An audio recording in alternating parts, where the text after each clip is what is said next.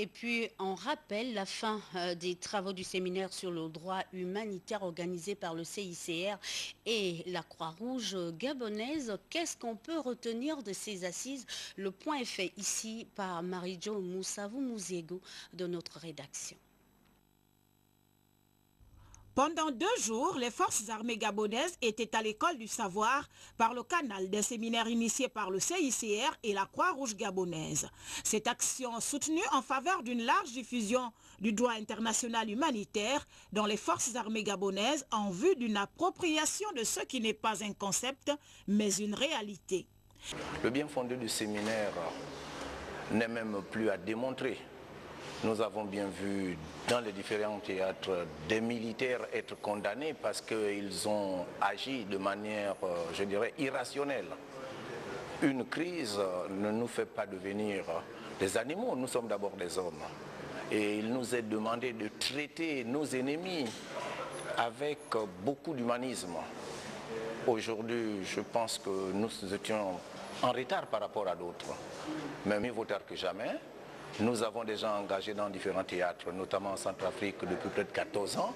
Si le CICR vient vers nous, nous instruire, pour moi j'estime que c'est une très bonne chose et je ne peux que me réjouir pour mes jeunes frères d'armes qui, dans peu de temps, seront peut-être appelés à aller intervenir dans d'autres théâtres.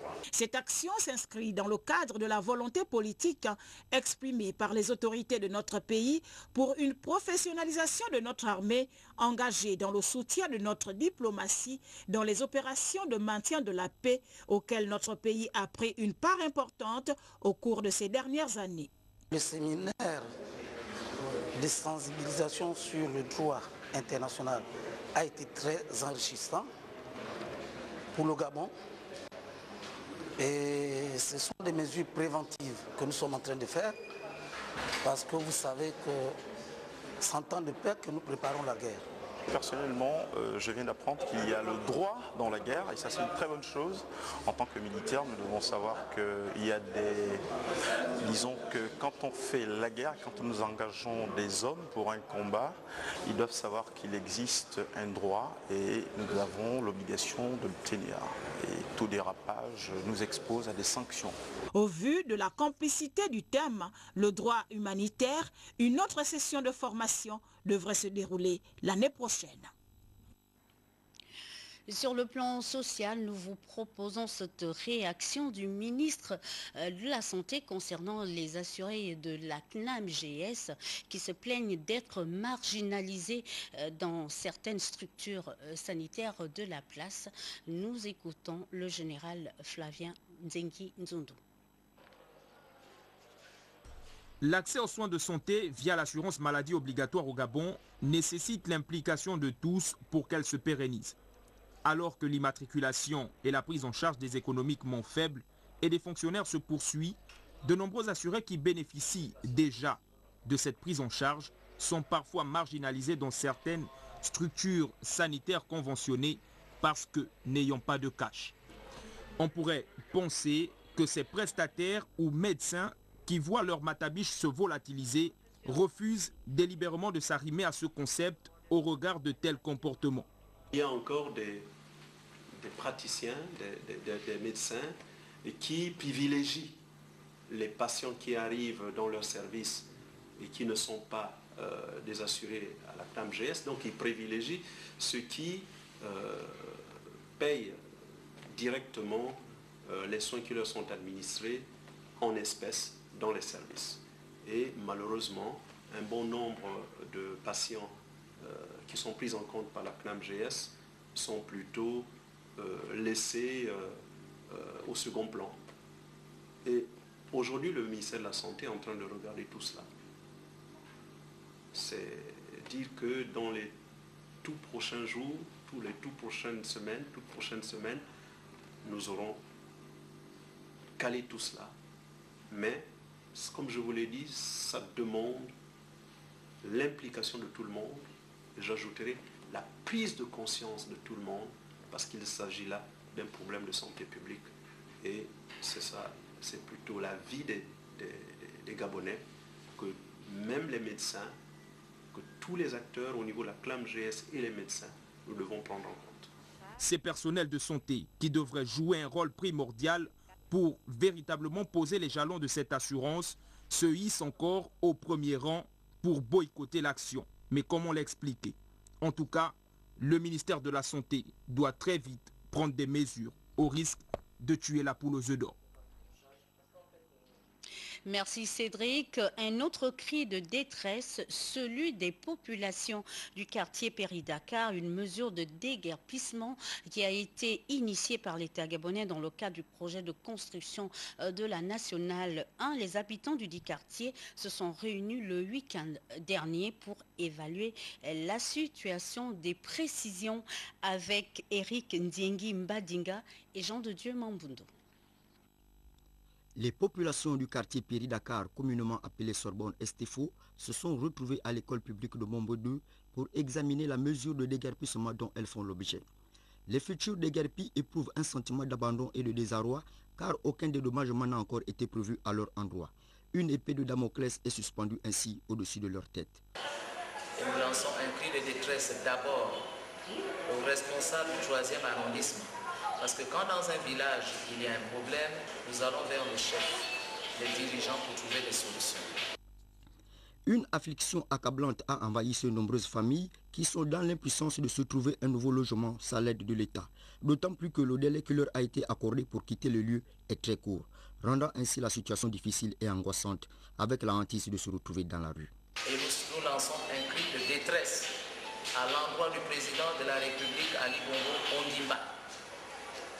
Je tiens personnellement à féliciter son initiative, celle de reconstruire notre capitale Libreville-la-Belle, comme j'ai toujours tendance à le dire. Mais nous croyons qu'à Péri-Dakar, vous êtes un père.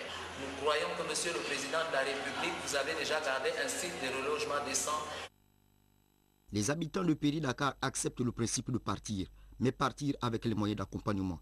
Par ailleurs, ils considèrent louable l'initiative du gouvernement d'aménager la Nationale 1 à travers leur quartier. Un appel de détresse est lancé aux autorités afin qu'elles puissent trouver aux infortunés un site de relogement décent et viabilisé.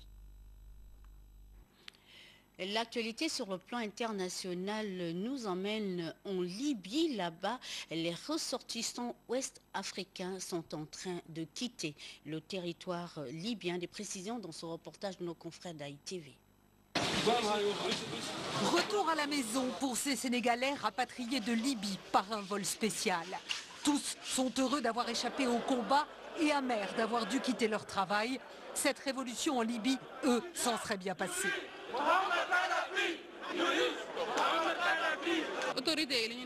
Ces bombardements, ça a été une très mauvaise chose. Aujourd'hui, c'est nous qui payons les pots cassés. Nous étions en Libye pour travailler, pour gagner de l'argent, pour nourrir nos familles. Il y a quelque chose de louche. Je ne comprends pas cet acharnement de la communauté internationale à vouloir bombarder la Libye. Franchement, moi je pense qu'il y a anguille sous roche pour qu'ils attaquent comme ça.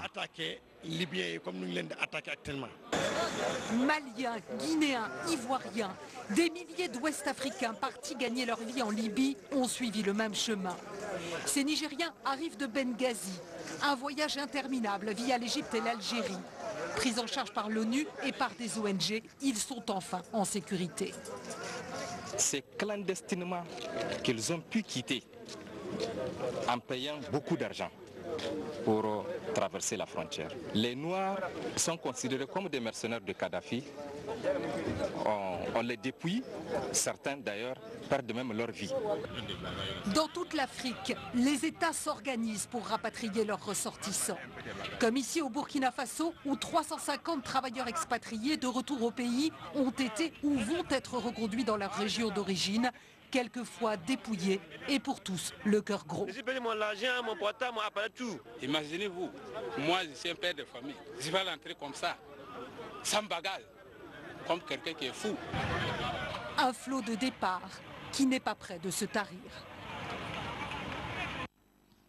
En Côte d'Ivoire, c'est la même désolation avec la crise qui perdure. Le commando invisible qui opérait à Bobo a décidé de le faire ouvertement. Reportage.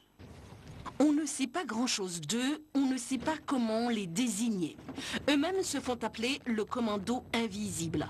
On ne sait pas combien ils sont, ni depuis quand ce groupe armé existe. Mais ce sont ces hommes qui font face aux forces de Laurent Gbagbo à Abidjan, dans les quartiers d'Abobo et d'Anyama. Cela fait un mois que ce commando, dit pour Ouattara, est à l'œuvre, avec des armes prises sur l'ennemi, nous dit-on. Depuis le gars Gbagbo est venu au pouvoir,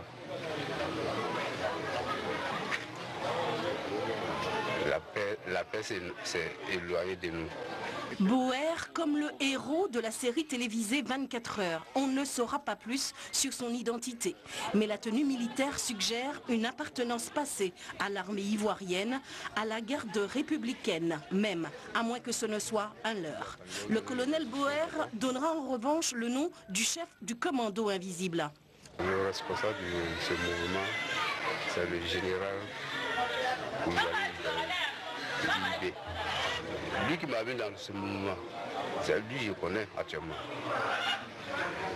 Ouattara, je ne connais pas. C'est jamais lui.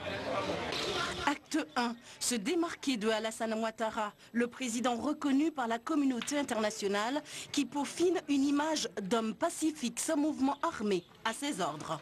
Acte 2. Se réclamer de Ibrahim Koulibaly, dit IB, ex-sergent, ex-chef militaire des forces nouvelles, avant d'être accusé de tentative de coup d'État, de faire l'objet d'un mandat d'arrêt international, d'être condamné en France pour mercenariat.